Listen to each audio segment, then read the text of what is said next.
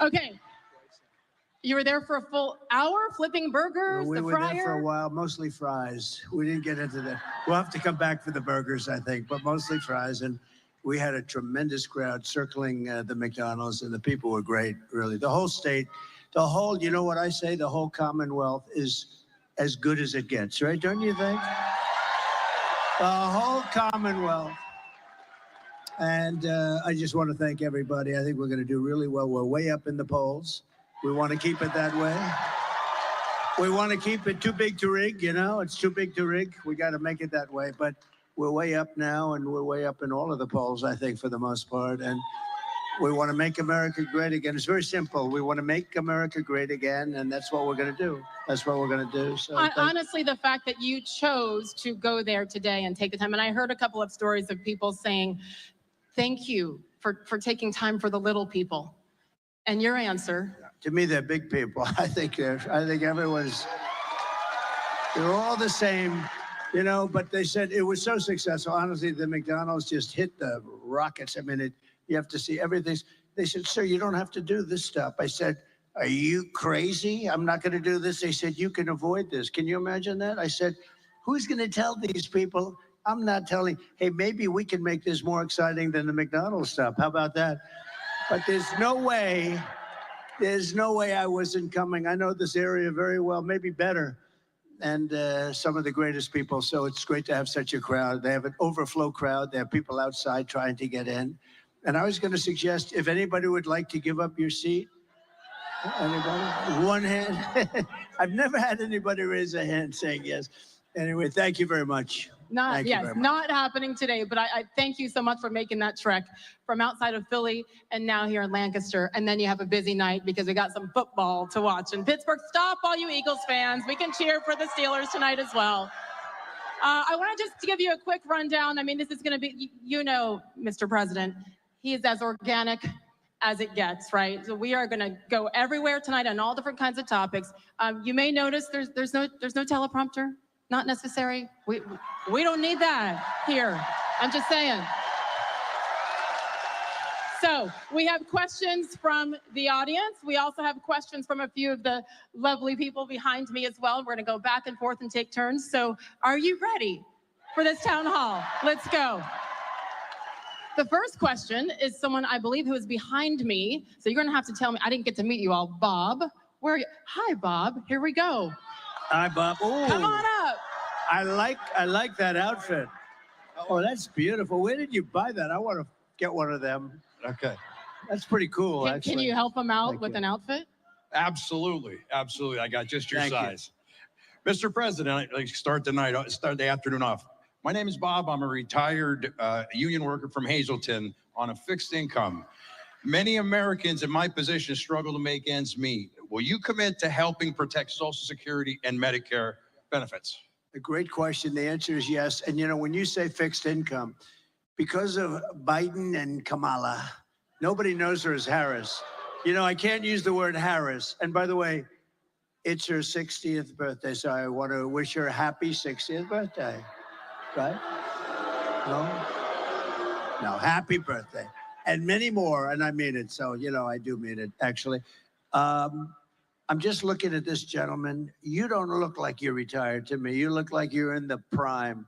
You could be if you wanted to be, right? You're doing I'm great. trying. Look at the size of the arms of this guy. I don't know. He looks pretty healthy. So people on fixed income have been decimated by the Biden and Harris regime. This has been horrible what's happened to them because we have, I think in history, I think of the greatest in history. They say, no, it's 48 years. But I think we had the greatest inflation just about in the history of our country. They don't include everything. They don't include interest rates going from 2% to 10, but you can't get the money at 10, so therefore it's much higher.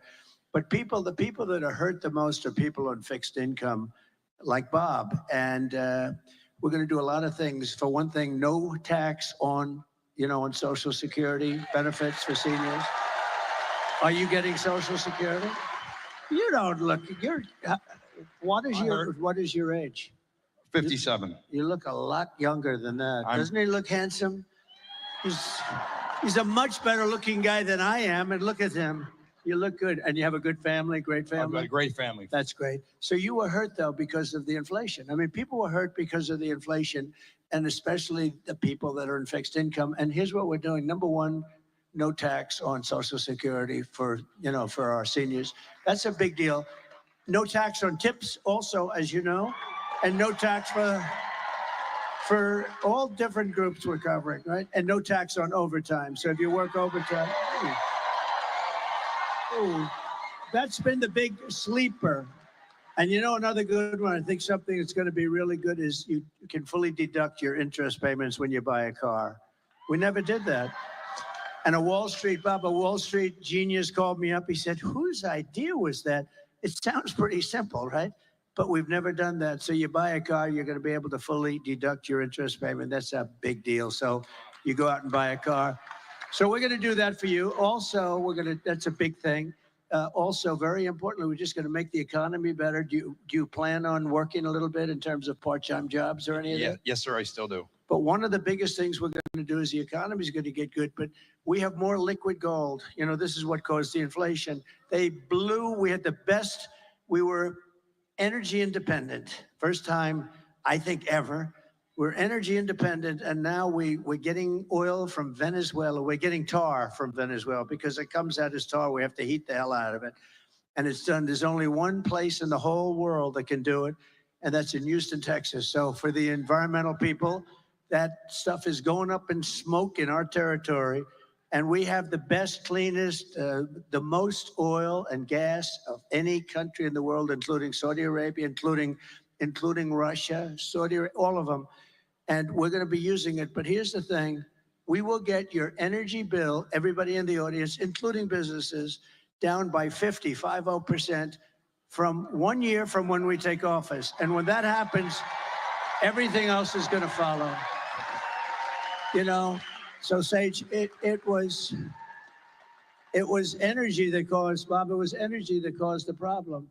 And it's going to be energy that leads us back into the promised land. The energy went up, and also their stupid spending. They spend money on the Green New scam at levels that nobody's ever seen before. They just they could have thrown it out the window. It would have been fine.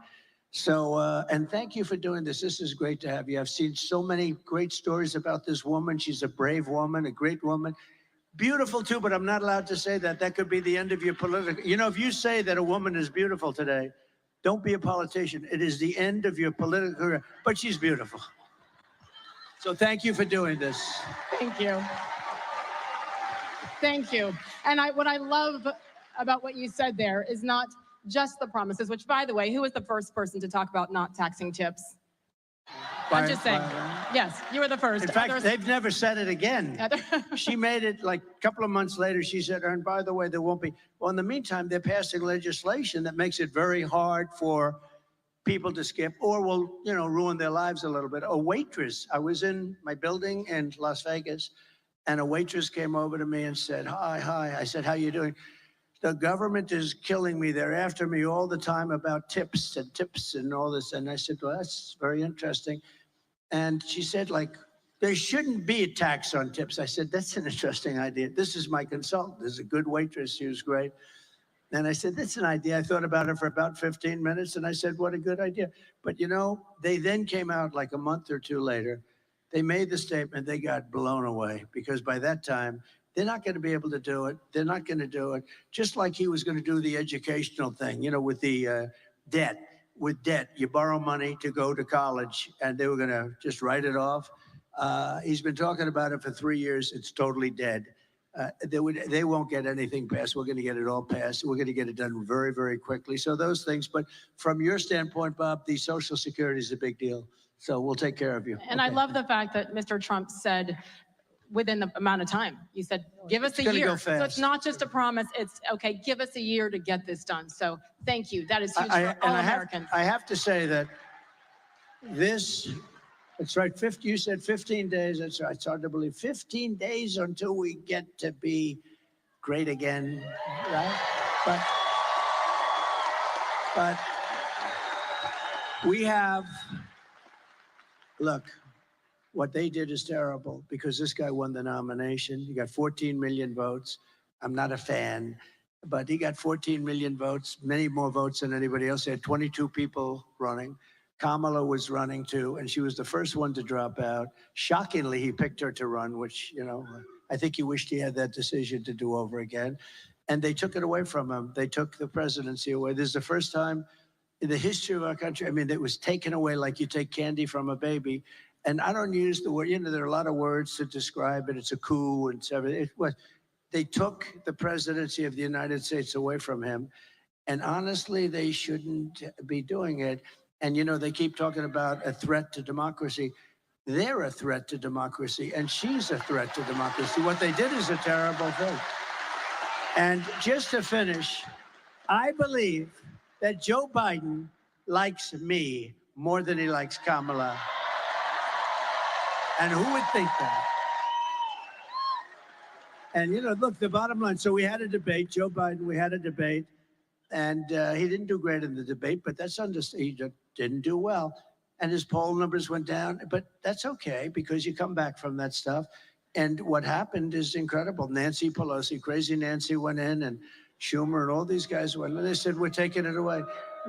Nobody's ever seen that before. Nobody's ever done it before. And it should never happen again. It was a terrible thing. I will say that. I think at the end of the day, all anyone wants, even if your man or woman doesn't win the race, win the competition, is just for it to be done fairly. That's all that people want. So I agree. Here we go. 15 days and counting. We were talking momentarily here about taxes and no taxes on tips, et cetera. And I believe our first question from the audience is on that topic as well. Where's the microphone? Right here. Hello. Here we go. Hello, Mr. President. Hello. My name is Suki. We've actually met before. Uh-oh. I have the tattoo. Here we go. I have the tattoo, the portrait tattoo on my leg.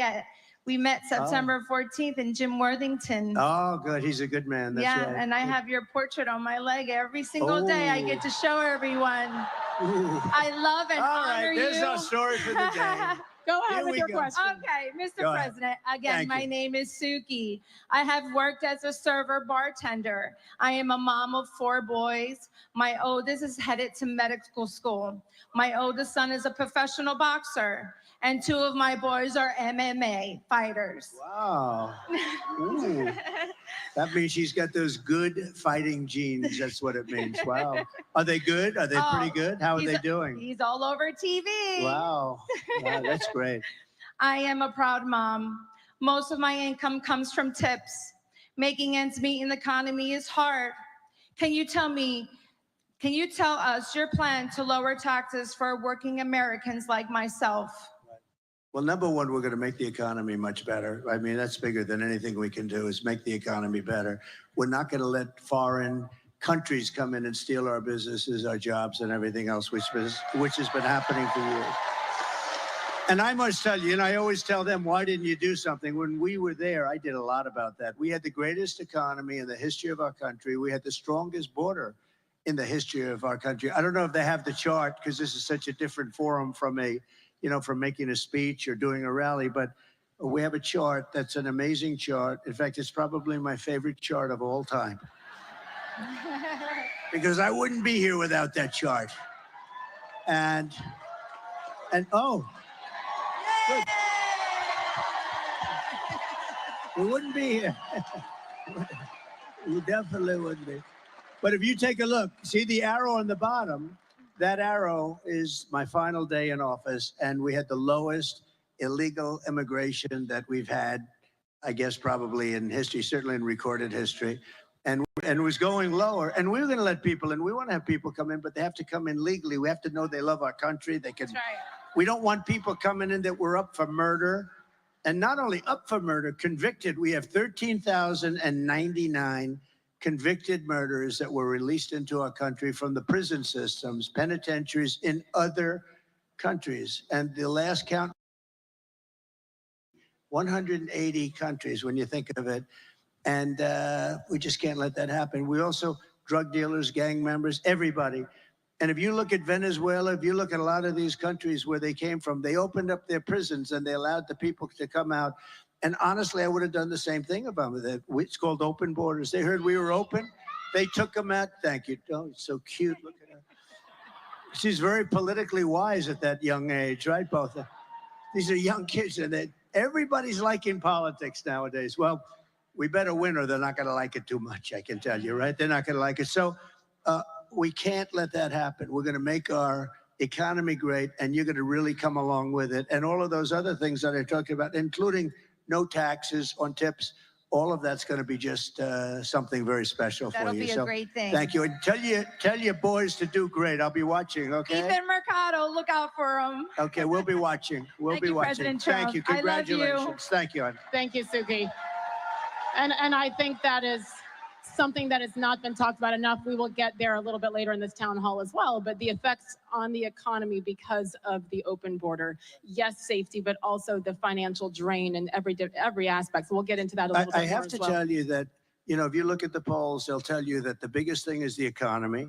Second thing is the border. But, you know, I think this is bigger than the economy. I think when you talk about the economy, I think you have to include inflation in the economy, because the inflation's the worst we've ever had. I think it's just absolutely, you know, in the old days, they used to call inflation a country buster. You go back hundreds of years, Germany had big inflation. It was destroyed. Other countries were destroyed by inflation. With all of that, I think what's happening at our border, where they're allowing millions of people to come into our country every year, totally unchecked and unvetted, coming from prisons and mental institutions and coming in as terrorists. We have the highest level of terrorism, highest level of terrorists that we've ever had. We've never had this many terrorists come in. We had 1 year where and I don't even believe this myself, the Border Patrol made these charts, and in 1 year, in 2019, I guess it was, they had 0 were allowed. Now, I think it's probably wrong. It must have been some, but 0. They put it down as 0. And this was not from me. This was from them. And the following year, it was 11. And now we have thousands of terrorists coming into our country. And nothing good can happen with that. Nothing good is going to come out of that. So I really think it's a big part of the economy, too. But I think the #1 threat that we have, and I actually think the thing that people are going to be voting on most is what's happening on our southern but our southern border. And I think it's the #1 thing that people want to talk about. Yes, I totally agree. And we love that chart too. I love we that love chart. that chart too. I They can sleep keep with it. I kiss it when I go to bed. That's a great visual, Mr. President. Let's keep it going on the topic of safety. Our next question is also from the audience here. His name is Chris. Chris, yell out. Where are you? Here we go. Same spot as Suki. Hi. Hi, Chris. Hi, Mr. President. Thank you for coming to Lancaster. As the Lancaster County Sheriff, I'm committed to upholding public safety and reducing crime in our community by working closely with local law enforcement and other partners. How does your plan for law and order in your next term support local sheriffs, like myself, to ensure we have the resources needed to protect our communities? Great question. Are you the current sheriff? I am. Yes, yes, sir. Very good. Wow, that's pretty good. You look like it. That's pretty good. Can I, real quickly, this is a statistic that I know you know, Chris. In the Commonwealth, 49 of 67 county sheriffs have endorsed Donald J. Trump. I was one of them. And the rest are coming because nobody's endorsing. We have the endorsement of almost every law enforcement agency group in the country, so it's good. They have none. I don't think they have any. So thank you very much. I'll give you an answer to that. So we have to protect our law enforcement. We have to indemnify them against the bad things. You know, if you do your job, well, oftentimes they go after you. They want your house. They want your pension. They want to fire you. They want to. We can't have that. We have great people, and we have people that have to be given back their authority and their respect because our cities are blowing up. We had the worst crime that we've ever had in the last year. Remember the other day, pretty recently, we were at the debate where I was debating with David Muir of ABC Fake News. And I said, we have crime at a level that we've never had it. And a lot of it's migrant crime now. The migrants are coming and they're causing crime and they're tough as hell. And they're causing they're taking over like Aurora and in Colorado. And I mean, they're taking over buildings. They're in the real estate business all of a sudden, but they're vicious people. and they're taking over. And he said, no, no, the crime is down. Crime is down. I said, crime's not down. No, no, it's down. The following day, they released the figures, and crime is up 45%. And I haven't gotten this guy, David Muir. Everything I said, he kept, I said, who am I debating here? I had two of them from ABC, and I had her. She was the easy one, but they were terrible. They never questioned her on one thing, but they said, he said, crime is down. No, no, crime is way up. And the FBI, we have to look at this, because the FBI put out charts that crime was down initially, because they didn't report certain little areas of the country, like the worst areas in the country for crime. And it turned out that their stats were very wrong and very misleading.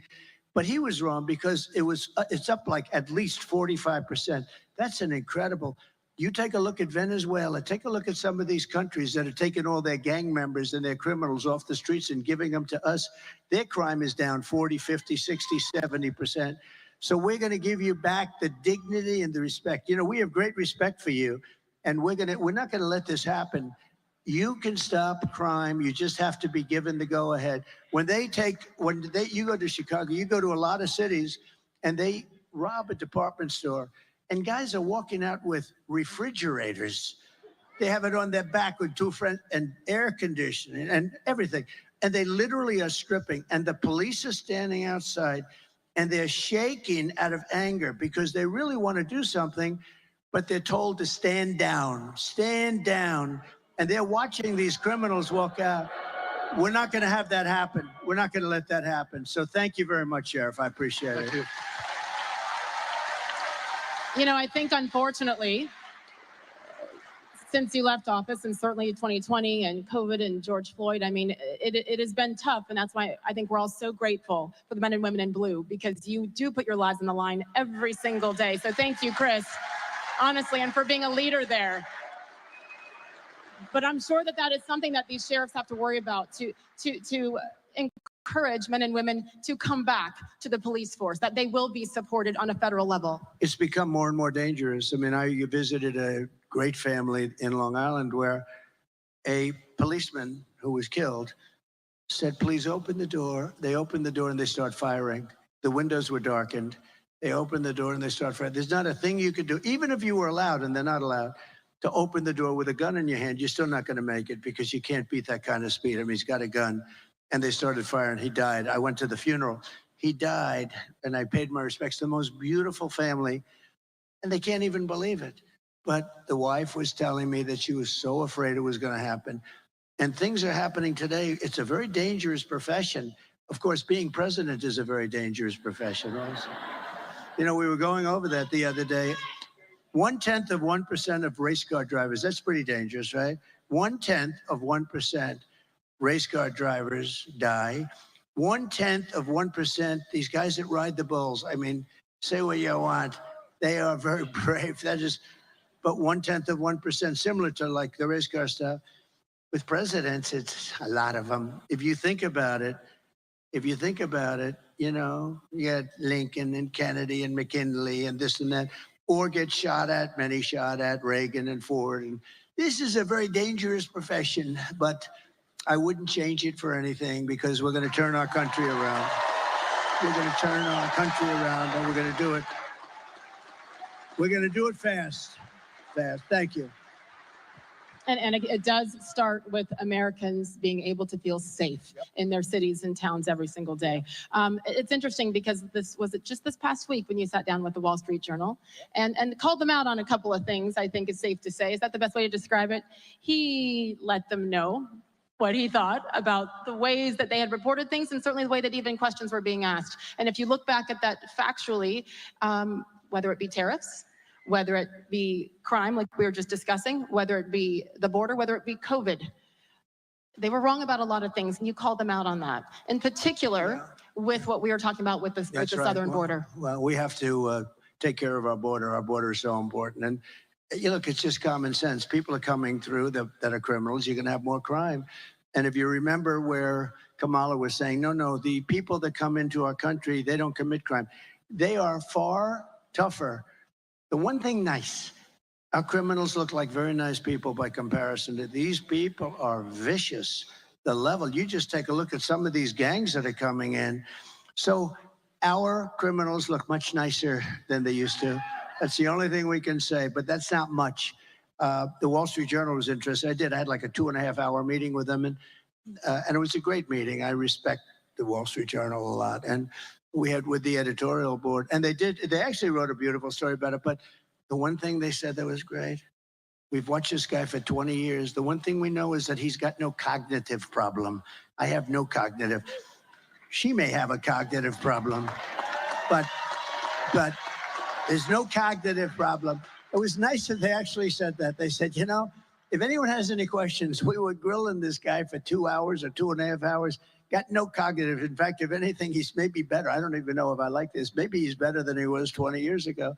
So anyway, no, and I actually called for a cognitive test for all people wanting to run for president. I think not based on age. You know, some of the greatest leaders in the world, and I'm not 80, and I'm not that close to 80, but in the Biden case, he's 81 or 82.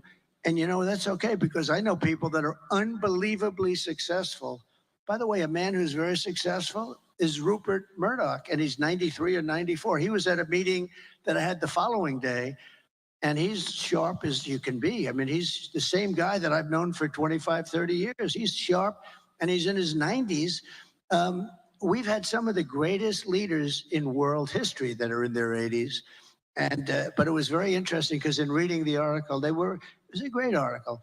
But I appreciated that they said that. It's very nice that they say it. I've done cognitive tests. I've done them twice, and I aced both of them. And the doctor, in one case, said, I've never seen anybody ace them. They've never seen anybody ace them. But I'd like to see cognitive tests for anybody running for president or vice president. I think it's important in a way. And it should have nothing to do with the number, the age, in my opinion. No, it's all about the test, and turn them in and make that part of the requirement. You know, I did ask about it, though. Why can't they? They say it's unconstitutional, which I think is too bad or ridiculous. But I'd like to see that. I think it would be great if we could have, you know, good, strong tests for people that are running for president, vice president. They do say, however, it's unconstitutional. Who likes the idea of that? I do. Yeah. Well, there's an age minimum. So add that to it, 35 years and a cognitive test. Yeah. Because you could be 41 and have cognitive issues, right? I mean, yeah, I've said it for a long time, and I think it would be a great thing if we could do it. Let me ask you one more time to wrap up the topic of the border, because the second you left office and Biden-Harris took over, they immediately implemented changes and changed drastically so many of these 99 things. changes, can you believe? Immediately. Like remain in Mexico. Like, you got to remain in Mexico. You can't, that's a little change, right? And you think that was easy to get from Mexico? I said, we want them to, and because of tariffs, I said, look, if you don't agree, I'm going to charge you 25% tariffs. They said, we would love them to remain in Mexico. I'll never forget. They were so against it. So how quickly can these be implemented again and changes made? Almost immediately. Remember one thing. I watched her the other night about a bill. The bill was a disaster, by the way. It was a horrible bill. Would have let people have immunity. It would have given people, millions of people would have allowed it to come in aimlessly. It was a hopeless, horrible bill. But she always uses that. And we would institute, you know, she's trying to get tough now on the border after 4 years of destroying our country. Now, all of a sudden, a couple of months ago, they went to a little bit tougher. The only thing she didn't stop are airplanes flying over the border, loaded up. You know how many people? Hundreds of thousands of people come in by airplane. They didn't stop that. They forgot. I think they said they forgot. You know, they want to show a little toughness. But look, we need strong borders. We need great elections. If we don't have great elections and strong borders, then we don't have a country. Those two things, and other things, but those two things are at the top of the list. We have to have strong borders, and we want people to come in. Yes. But we want people to come in that can really do it, that can do a job. And we're going to get that. We're going to get that. But we have to get rid of the people.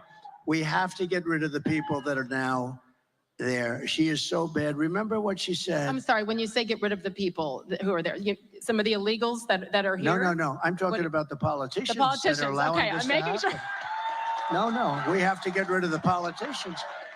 And remember what she said? She was interviewed on numerous shows and she couldn't come up. What would you do different? I can't think of anything. I don't know. She can't think. Do you know that 325,000, now think of a stadium, a big stadium being filled up many times. 325,000 children are dead or missing under there. They came across the border or they didn't. They're all dead, missing, or into sex slavery or slavery. 325, many of them are dead. I'm sure many of them are dead. Probably their parents will never see their parents. Like any parent, they want to see them. They get kidnapped, they get taken. 300, and they come through an open border. They're missing or dead, or they're in slavery. 325,000. Think of that. Think of what that means. The numbers, like unheard of. And remember, what would you do different? Nothing. I wouldn't do anything different. So immediately she's disqualified because he's the worst president in our history. She's the worst vice president in our history. And to think that, you know, she's running for president is pretty ridiculous. I feel like you all will agree with me that this is no one here or in this country that I speak to, and you speak to a lot more people than I do, is anti-immigration. It's about doing it the right way. And now we sit here, and I know you hear this everywhere you go, Mr. President, where you hear people saying, send them back, send them back. That process is not easy. No, but we obviously cannot even take care of the taxpaying Americans in this country. Yeah. So when you hear send them back, and some should be sent back based on a quote unquote resume, what is that process like? So let me just tell you, again, it gets down to the sheriff and local police. They know everybody in town. They know their names, their middle names. They have serial numbers. They've got everything. They know everything. They know all about these horrible criminals coming in from Venezuela, coming in from Colombia. They know everyone. Local police. The local police will work with others. And look, from a practical standpoint, it's very tough because there'll be one woman with two beautiful children who gets brought back, and there'll be tears, and the Times and all these crazy newspapers will do stories about one person when you're, you know, so it's a very difficult thing. But we start with the murderers. We know who they are. We don't know everything about them because they've been let in without being vetted. But we start with the murderers. Nobody wants to have murders. These are people that some were getting the death penalty. They were going to be executed in their own. Some killed more than 5 people. Some killed more than 2 people. One killed like 9 or 10 people. We want them out. We start with them. We start with the drug dealers. We start with the people that are causing. Oh, by the way, you start also with the terrorists. You got to get them out. And then we start figuring out what the hell we're going to do, because what they've done to our country, what they have done, and I'll tell you who is affected most, the black population, the Hispanic population, because their jobs are being lost. People that had jobs for years are losing their job now to people that came into our country illegally. So that's a really, and they're starting to see it. You know, the black population over the last short period of time, their numbers, their unemployment numbers have just skyrocketed. The reason is people coming into the country illegally are taking their jobs. So, and I'll tell you what's going to be affected very much are going to be unions, but you're going to see things happening that are just, it's just too much. In one town in Ohio, a town of, think of this, a town of 52,000 people, they put 32,000 illegal migrants in this town, right? 32,000 illegal migrants into a 52,000 people town. In Aurora, they have people that are running out and walking down the streets carrying weapons. And the landlord to the building is saying, I don't know what I'm going to do here. They're collecting the rent in the building for themselves. I mean, and this is happening all over. This is happening all over the country. You know, we mentioned a few different places, and a lot of mayors don't want to talk about it because it's bad for the reputation of the state and the town or the city that they're in. But look at New York, what's happened. Look at Chicago. Look at Los Angeles, what's happening. Our country's being destroyed by incompetent politicians. And you know, all they have to do, remember this, when they say a bill, she always said the bill wasn't passed because the Senate wouldn't want to go against Trump. He called, it had nothing to do with me. The bill was no good. But listen, all the president has to do is she gets to the White House, wakes him up. They call because if it's after 4 o'clock, he sleeps after 4 o'clock. Get him the hell down to the Oval Office and say, President, sign the bill. All he has to do is say, the borders are closed. Tell that to the Great Border Patrol. The borders are closed, and those borders, that's what I did. I didn't have a bill. I had the best border maybe ever. I didn't have a bill. I just said, close the borders now. And they were closed. You don't need a bill for that. They have been saying that for years now, that they needed to get it approved in Congress and all. You don't these need a other- bill. I need didn't it. have a bill. I didn't Yeah, have you a didn't bill. I have- said, have- close the borders. You know, my father used to tell me when, like, we'd hire some guy and, sir, could I have a letter of authorization that I got this job? And my father always used to say to me, you know, son, every time they need a letter, they never work out to be any good. The guys that don't need a letter, those are the ones that you want. Because when they ask for a letter, that means they don't have it. This guy, so what happens is you call up the head of the Border Patrol, you call up the group, and you say, effective immediately, the borders are closed, and they close up. And that's what I had. I didn't have a bill. I closed up the borders. And the billions of dollars that are being spent across the country to pay for the education, the healthcare, the rent, the insurance for illegal aliens can go to Americans, can go to minorities, can be spent on veterans who are on the streets homeless. So I have hope, and we're going to hold you to this. But you know, it's not financially feasible or sustainable for us to be paying for hundreds, not for hundreds, for millions and millions of people. It's estimated now that the real number is over 21 million people in 3.5. 21 million people came into this country. Many of them are seriously bad people. And that's why the graphic is the best I was graphic wondering who ever. that was. It's the fake news. No, these guys are great. These are the photographers. When they take good pictures, I like them. When they take bad pictures of me, I don't like them. They usually turn out to be not so nice, but that's okay. Here's a man. Pulitzer Prize, Doug. Pulitzer Prize. It's the only thing good about the New York Times is Doug. Pulitzer Prize, everybody. Pretty good. He's good. He's a good guy. They're all good guys. Very talented guys. Good. Yes, we pay extra close attention to any movement up near the I was stage. wondering these who's days, coming don't in. we? I was looking. I was getting ready. Put up your dukes. Here we go. Here we go again, yes. Back to the audience. Where is Paul for a question?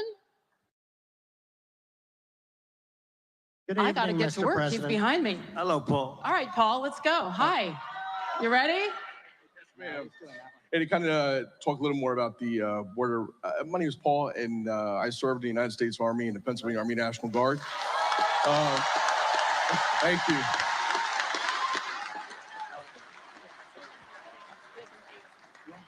We got to get you on camera, you know? Let Go ahead. me get up. These are the most uncomfortable chairs, but I think we'll get up. There is no chair like that chair. I'm so glad you said it. How are you? Nice to see you, man. Very That's nice great. to meet you, Go President. ahead, please. Sir, right now, members of the National Guard are mobilized because of the crisis at the border.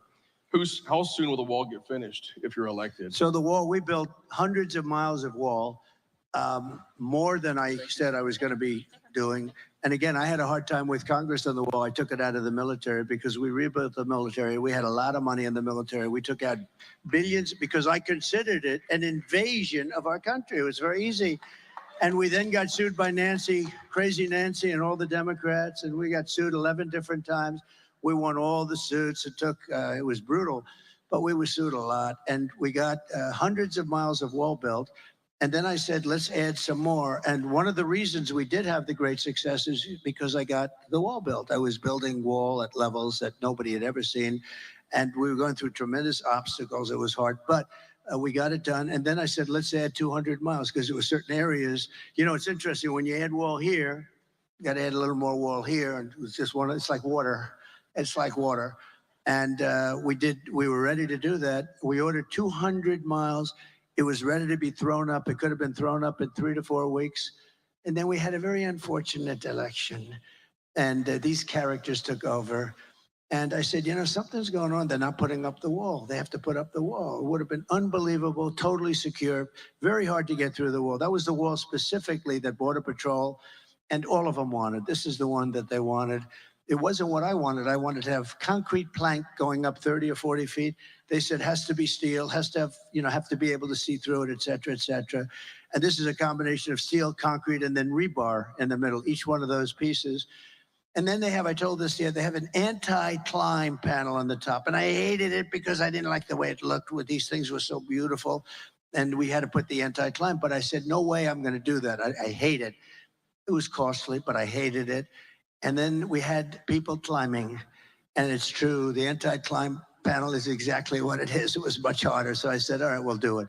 But this is exactly what they wanted. And they didn't want to put it up. And that's the first time that I realized that they actually want an open border. Who would want an open border? It's like, who would want an open border? Who would want men playing in women's sports? Who would want all these transgender operations on your children? So we built a tremendous amount of wall, and we were going to do another 200. But I got Mexico to come in, and they gave us thousands and thousands of troops while we were building the wall. And that was hard to do. Remember, I always said Mexico will pay. They paid much more than what I was talking about. They gave us troops. They did a really good job. They didn't want to do it. They said, no way. And I said, way. And they said, no, we're not doing it. And I said, if you're not doing it, I'm going to charge you a 25% tariff. And they said, these tariffs, I'm telling you, it's my favorite word in the dictionary, outside of love and religion.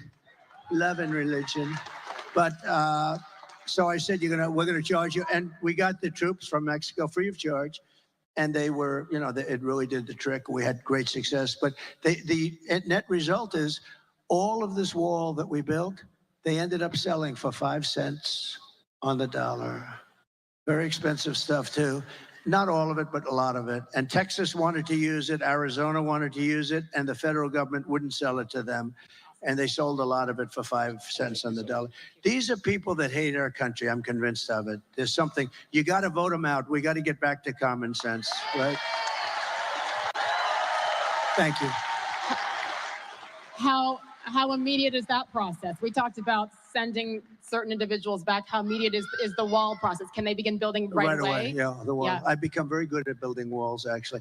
Remember, there's only 2 things that work. Everything's obsolete other than that. See their cameras? Look at these beautiful cameras they have. In 2 weeks, they'll be obsolete, right? Everything. The computers are going to be up. 2 things. What are the 2 things? Wheels and walls. They're not obsolete. They always work. And you can always have a wheel and a wall, right? Look at her. She was the one that was crying. If she was crying, that means she likes, you like Trump. Look, she's crying again. She's crying again. Here we go. Stand up, show everybody. Oh. Very nice. Thank you, sweetheart. Are your friends as passionate as you? Yes, well, oh boy, I'm glad they have those good seats. Thank you, darling. Appreciate it. Thank you. We call these, don't we call these happy tears? These are happy Those tears, are of course. tears Yes. that are happy tears. Okay, let's keep it going. Olivia, I'm not sure, is Olivia in the audience or is Olivia on stage? Hello, Olivia. Come join us. You get to stand in the middle here. Go right ahead.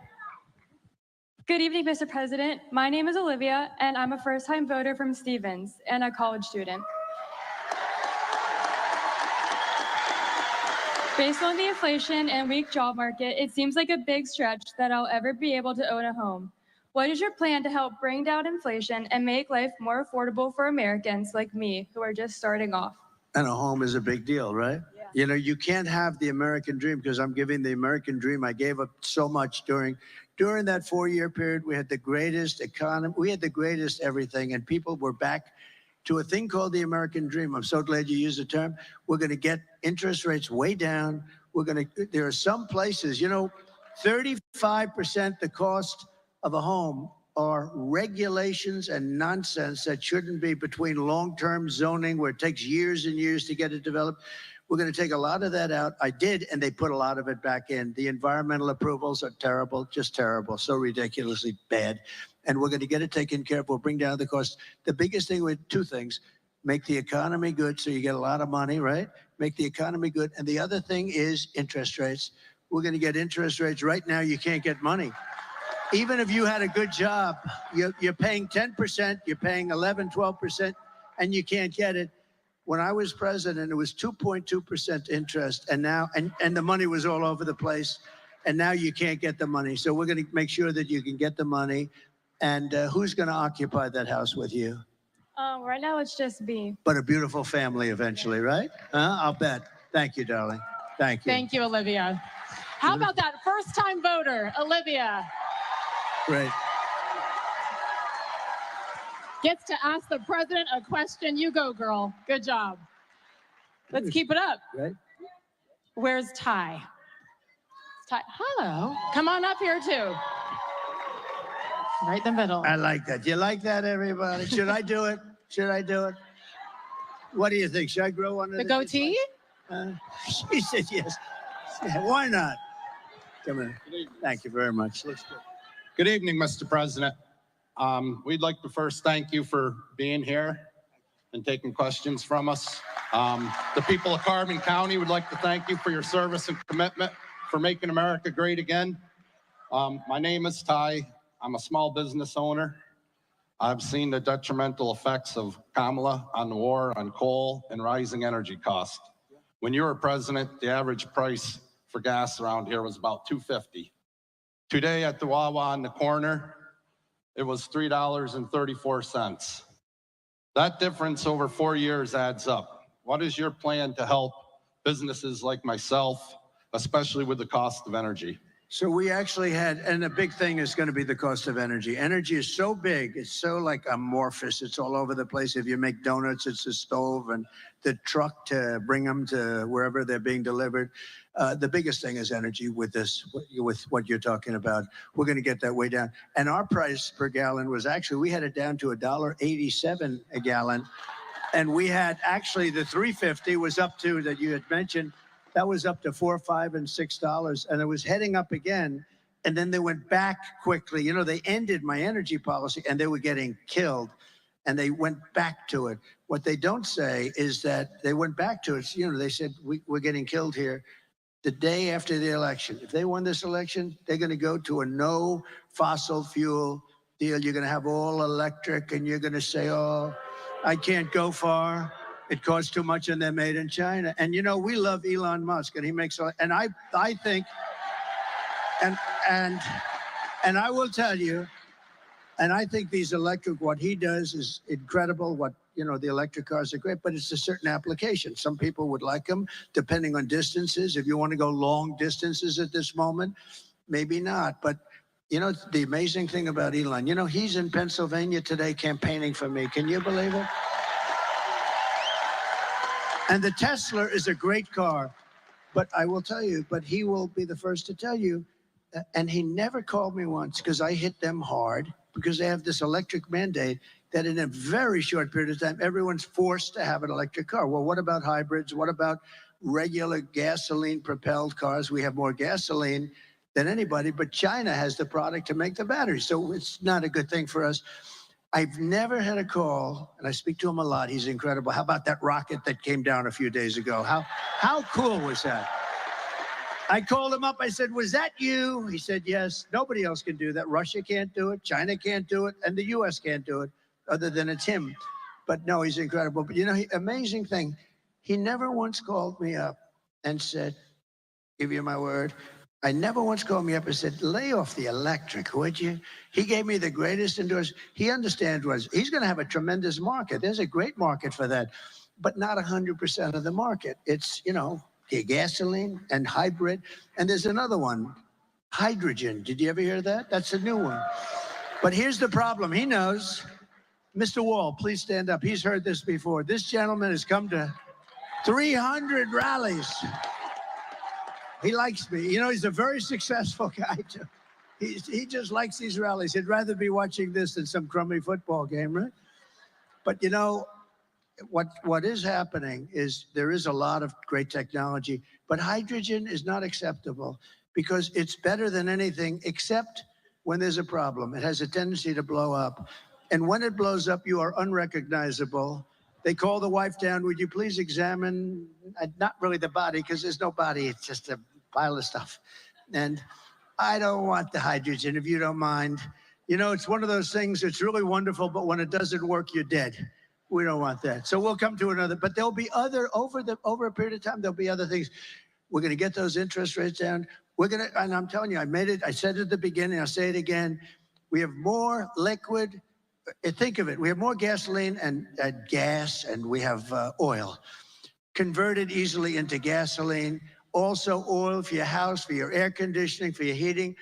We will have your electric bills and all of your energy bills down by, we're going to cut it in half.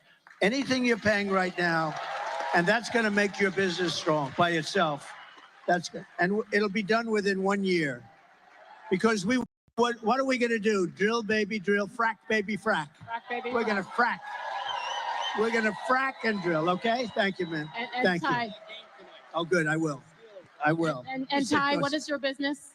I own a bar and restaurant in Lehighton, Pennsylvania in the Carbon County. What's the name of it? Boatyard Bar and Grill, just outside of Jim Thorpe. Sounds There you great. go. Huh? Thank you. Thank you. And I love this. I love this topic because we know how many small businesses were decimated, especially after COVID and what has happened since then. So, Ty, we're here for you. Go hang out at Ty's bar. Why not? The one thing, sounds good. I'll bet it's a good place. Got a lot of action, right? Oh, Stan Musial?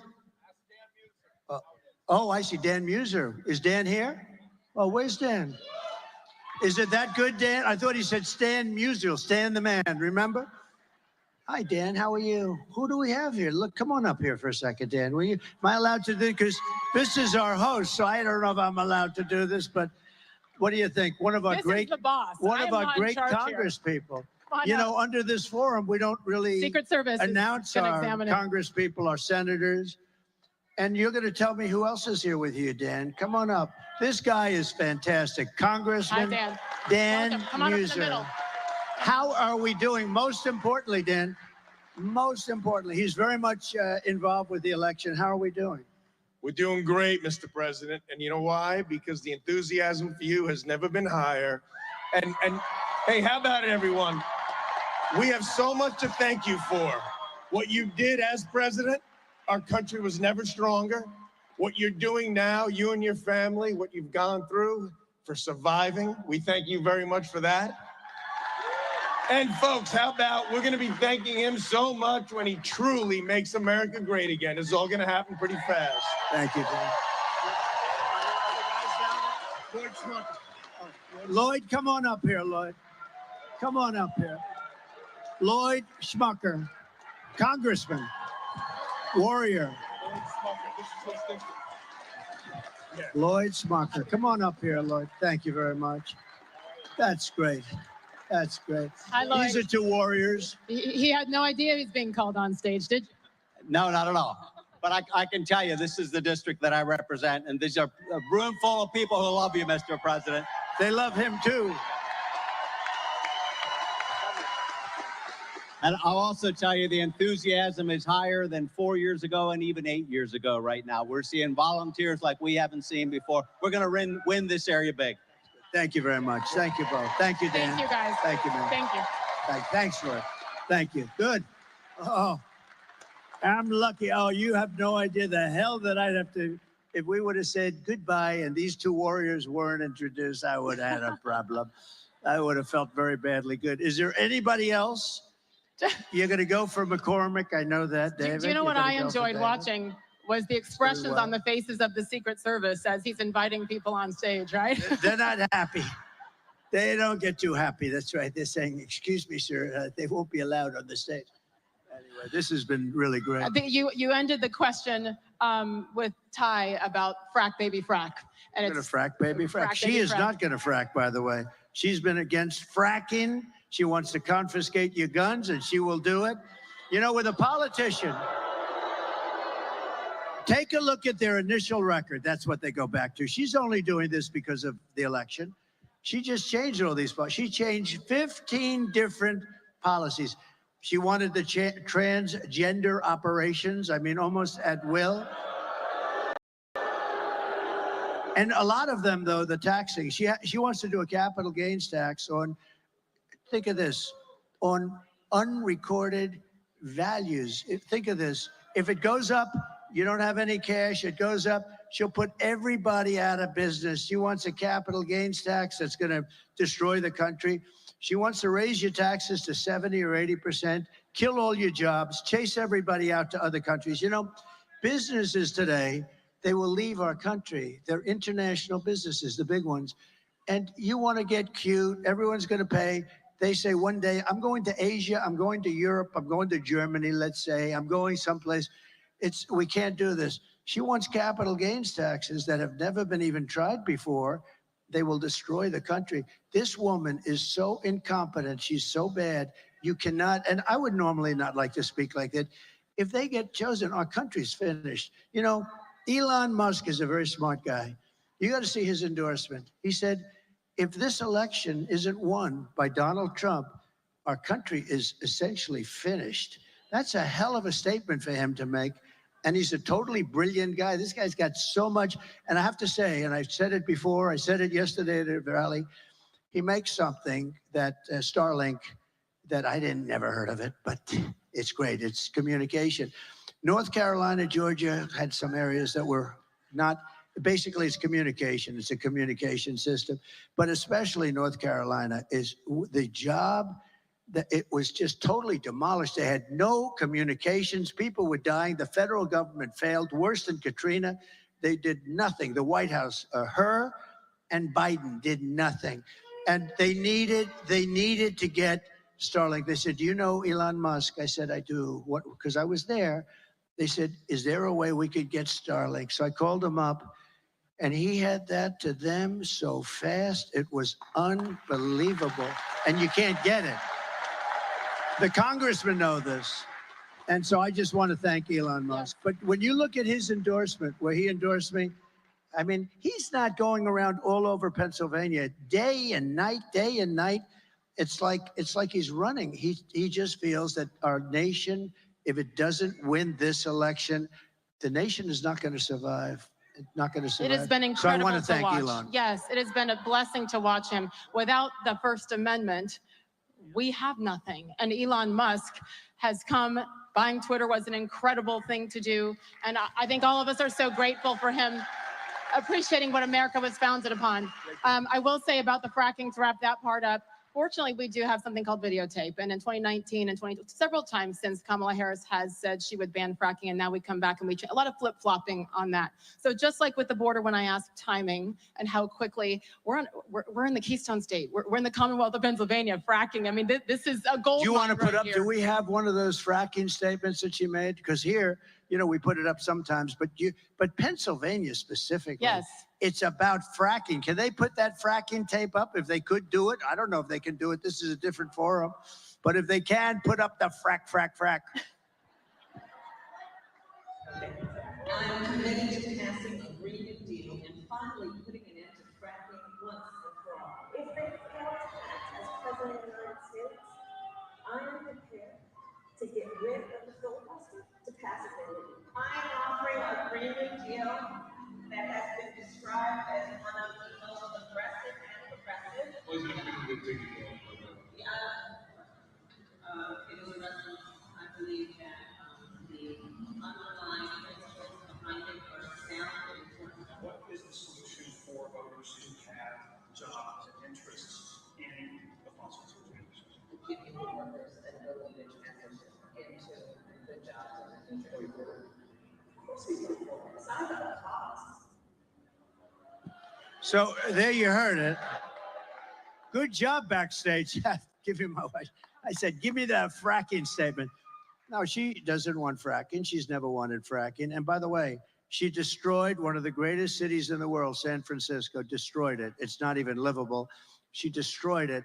And she destroyed, along with Gavin Newsom. Have you heard of him? Terrible, one of the worst governors. He'll go down as one of the worst governors in history. Gavin Newsom. But the two of them destroyed California. How do you destroy California? The ocean, the temperature, everything is, it's like the perfect place. They're destroying it. They had more people leave it, think of it, than come in. First time, I think, ever. It's an incredible place, and they have virtually destroyed it. And she's not going to, she will not destroy, we're not going to let her destroy America. That's all there is to Fracking. it. How soon? How quickly? How much in Pennsylvania? Well, we have to go. You know, what you're doing is fracking, but you can do much more. You can do double and triple what you're doing right now. You're restricted by so many different things that they put on. So we're going to let them frack, frack, frack like a duck. Frack, frack, frack. You can do 3 times what you're doing now and even 4 times, and you can do it. And it won't have any impact on you. It's not going to have any impact. So we can, and tremendous money. You can lower your taxes for the state, great for the country, but you're in a state that has tremendous, capability that you wouldn't even think. You don't think of Pennsylvania. When you think of Pennsylvania as a commonwealth and having to do with fracking, 20 years ago, you wouldn't have thought, but now it's your biggest, most important thing. It's the Commonwealth of Pennsylvania produces 500,000 energy jobs. They'd be wiped out. They'd be wiped out. So they can actually do a lot more if they wanted to, if they were allowed. I will allow them to do a lot more. We're going to get your energy bills down at a level that you haven't seen before. It's going to make a big difference. And here we go. We have time for one final question. Sarah, come on up, girlfriend. Hi, Sarah. Hi. Nice to have you here. Good evening, Mr. President. My name is Sarah. I'm a veteran, U.S. Marine veteran, and great. And I'm a Purple Heart recipient. Wait. They didn't hear this part. This is very important. Please say it again, Sarah. I'm a U.S. Marine veteran and a Purple Heart recipient of Lehigh County, Pennsylvania.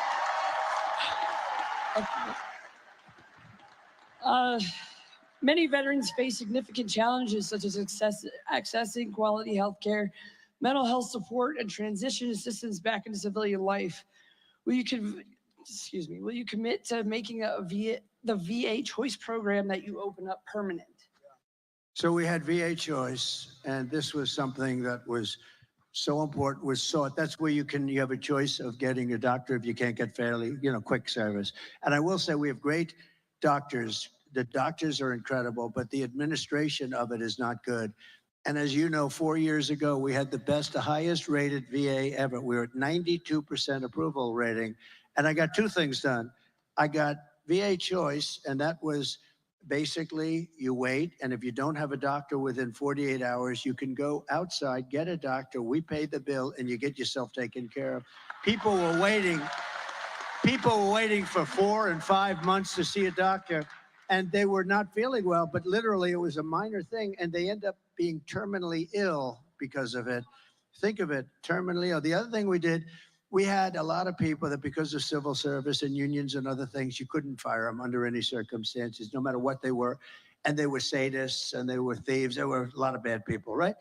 You couldn't fire anybody. So they were living with people that were horrible. And these were both authorized by Congress. One was 52 years, they couldn't get it. The other was 58 years. I got the right to fire bad people that didn't take care of our veterans, right? You know that. And we fired 9,000 people and replaced them with great people, with loving people. And those 2 things, and we had a 92% approval rating, and it's never been even close to that. Now, here's the bad news. They're very rapidly breaking the system up. They've hired a lot of the people back that were terrible and that we fired. One of the problems, it's just unbelievable. And they don't, you know why? Because they don't know what the hell they're doing. And the other thing is they're slowly getting rid of choice, so that they're making it so tough that you almost can't use it. We were actually saving money on choice because you save, a doctor would fix them up and get them back and beautiful. Instead, they were getting sicker, sicker, and sicker, and many of them became terminal. I did one other thing, I have to say, right to try. That's where you have a right to try medicines that won't be approved for another 4 or 5 years. They've been trying for 50 years, more than that, to get it approved. And, the insurance companies didn't want it, the country didn't want it, nobody wanted it. The doctors didn't want it because they didn't want to be sued. And I said, here's what we're going to do. I sat down in a room with all of them, the labs. I said, we're going to make a deal. They're going to sign a document saying they're not going to hold anybody liable, and we're going to get the right to try. And nobody really wanted to do it, but we did it. I forced it on them. we have saved thousands and thousands of lives, and even the labs now and the doctors like it, because we're finding out that, some of these things are incredible. They're taking people that were terminally ill and they're getting better. Some of them are getting totally better. And we've saved thousands and thousands of lives. It sounds so simple. I love the name, Right to Try. People used to go to Asia, they'd go to Europe, they'd go all over the world looking for a cure, or they had no money and they couldn't do that. They'd go home and they'd just die. Now they sign a simple document, and we're using space-age things that won't be approved for another few years by the FDA, and we moved that time up, but they won't be approved for a little while. You have to go through a very extensive testing. But if people are willing to sign that, we have saved so many thousands of lives. So I think you understand, but we're going to go back to choice very rapidly. Immediately, we're going back to choice, and we're also going to get rid of the bad people that don't love you, okay?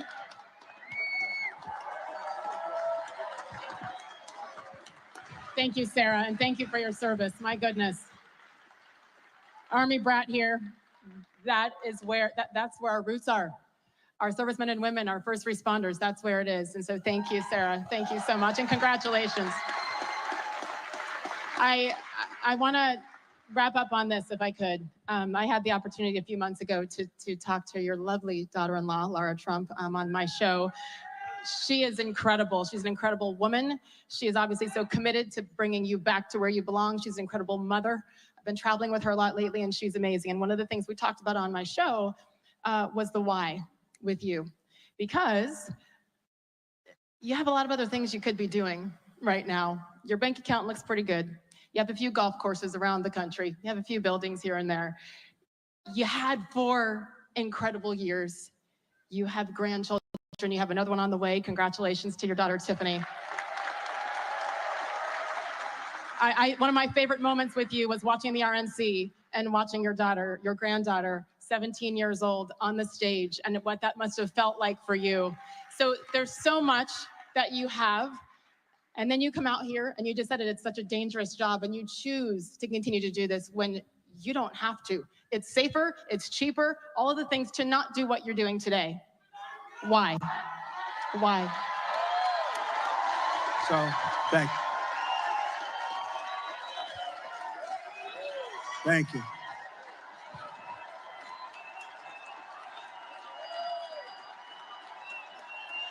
Thank you.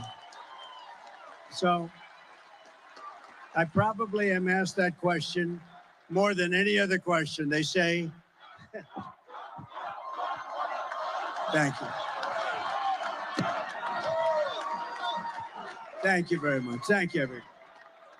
I think I'm asked that question maybe like, why do you do this? Or if you had it to do again, sort of a similar question, would you do it over? And the answer to that is so easy and so emphatic, yes. But the reason is, I was saying to, in a sort of kidding fashion the other night at a rally with these great rallies, and I was saying, I didn't have to be here. I was in the middle of a little bit of a rough area, and I loved every minute of it. We had, I think, 28,000 people. We had 101,000 people in Butler, you know that. We had 107,000 people in California the other day. And I said, here's the story. I could be anywhere I want. I could be on the finest beaches, having that sun go over that very white skin that hasn't seen sun in years. I could be hit in the face with beautiful waves of salt and beautiful salt water. I could be wherever I want, and I have great properties all over. Or I could be here with you people, and you know what? I would rather be here with you than any other thing that I can do, because you have a lot of people that are rich or wealthy, and they can do what they want to do. But we're doing something that's unique. This is the greatest movement of all time. We're going to turn our country around. Our country is really, it's a failing nation. I don't care what you say. I mean, we're laughed at all over the world by other leaders. 4 years ago, we were respected by everybody. China, Russia. Russia would have never gone into Ukraine. Israel would have never been attacked on October 7th. We would have never had the most embarrassing moment in the history of our country, which is, you saw what happened in Afghanistan, the Taliban. We would have never had, think of it, we would have never had Afghanistan. We were getting out, but we were going to get out with dignity and strength, and we're going to keep the big air base Bagram because it's 1 hour away. Spent billions and billions of dollars, just about the biggest, most powerful, longest runways in the world. We gave it to China. They gave it to China. China's now operating. We were 1 hour away from where China makes its nuclear weapons. We gave it up. Would have never happened. All of these things, we wouldn't have had inflation because our energy was so good. Energy caused the inflation, what they did with energy. But I said to myself, sometimes I see, I get hit with all these lunatics that we have, where the radical left lunatics, where they make up stories about Russia, Russia, Russia. In the end, I wouldn't change what we've done for anything. We're going to make America great again, greater than ever before. And we can't do that sitting on a beach, right? We can't do that sitting on a beach. So I wouldn't change it for a thing. And I just want to thank you. You've really done a great job tonight. And you have a tremendous understanding. I thought that I know you through sports and through other things, but you have really got an understanding of both the good and the bad of where this country is. And I appreciate you being here very much. Thank you. Thank you. I'm Thank you an very much. American. That's all it is. I just love this country, and I love that you love this country. This is what we need, and he does choose to do this for all of us. So help me give him a grand exit off the stage here, because he has football to go watch. The 47th President of the United States, Donald J. Trump. Thank you very much. Thank you. Get out and vote, everybody. Thank you very much.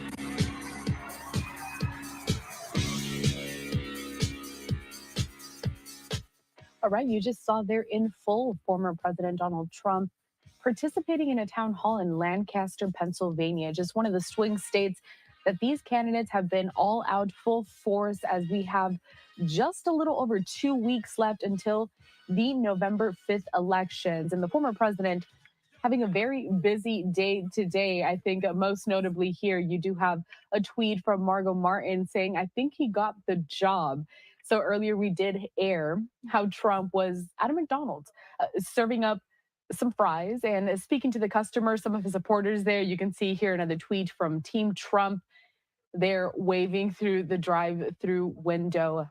One of the top headlines of today was the fact that he went to this McDonald's, as we know that his challenger, Vice President Kamala Harris, has also continued to tout the fact that she also worked at a McDonald's when she was younger, kind of playing on this coming from a middle class sort of spiel. That's why we saw Trump really focused on making sure that he had that stop at the fast food restaurant. And then we did just hear the moderator, Sage Steele, speak about the fact that Trump had to leave there from Lancaster, Pennsylvania, because he is expected at a football game. The Steelers games, no doubt. Here we do have a tweet and a statement from the spokesman of the team, Burt Lawton. It says, with former President Trump expected to attend Sunday night's game as a guest of an individual suite holder, we are working with Secret Service and local authorities to ensure the safety and security of all our fans. As always, we will work to make the fan experience the same as it always is for every Steelers home game at Acrisure Stadium. We encourage fans to arrive early to the parking lots and to the gates so that they can enjoy our pregame experience and our celebrations throughout the game that will honor the